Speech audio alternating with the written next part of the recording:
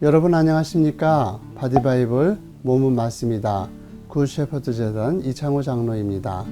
오늘 말씀은 시편 23편 3절입니다. 내 영혼을 소생시키시고 자기 이름을 위하여 의의 길로 인도하시는도다. 오늘 말씀은 의와 생명의 길입니다. 현대를 살아가는 사람들의 마음의 상태를 보면 황량한 황무지 같다는 생각이 들 때가 있습니다.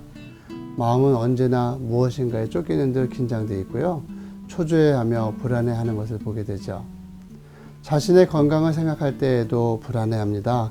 머리가 조금 아프기만 해도 고혈압은 아닐지, 혹 암에 걸린 것은 아닌지, 약간만 피곤을 느껴도 당뇨병에 걸린 것은 아닌지, 기침만 해도 폐암이 아닌지 스스로 두려움에 사로잡혀 있죠. 오늘날 우리나라 사회의 시스템은 첨단이라고 할 수 있습니다.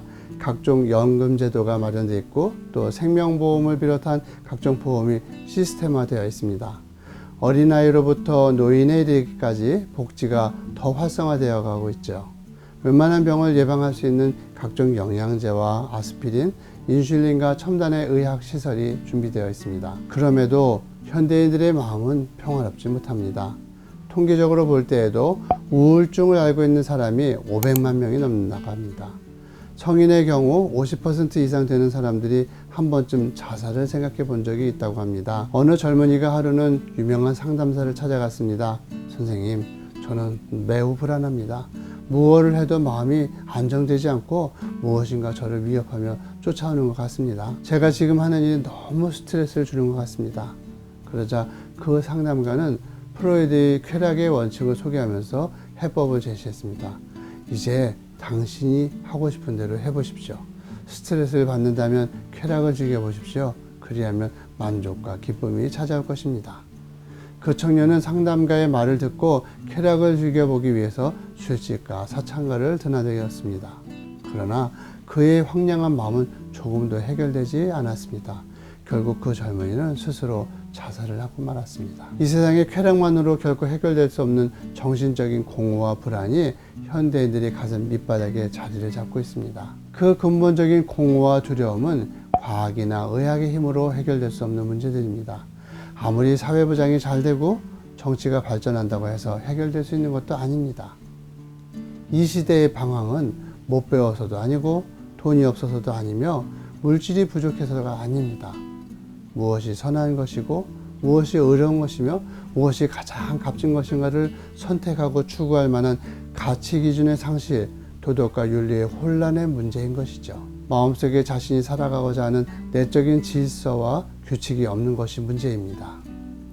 미국의 아브라함 링컨 대통령이 노예 해방 운동을 일으킬 때 일어난 일입니다. 하루는 노예 해방을 반대하는 장관들이 백악관을 찾아와서 링컨을 협박하였습니다. 계속해서 당신이 노예 해방 운동을 하겠다고 한다면 우리 내각은 모두 살퇴할 테니 그러지 아시오.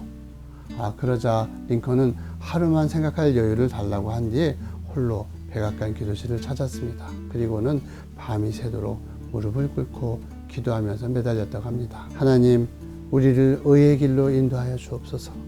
바른 길이 어디입니까? 어려운 길이 무엇입니까?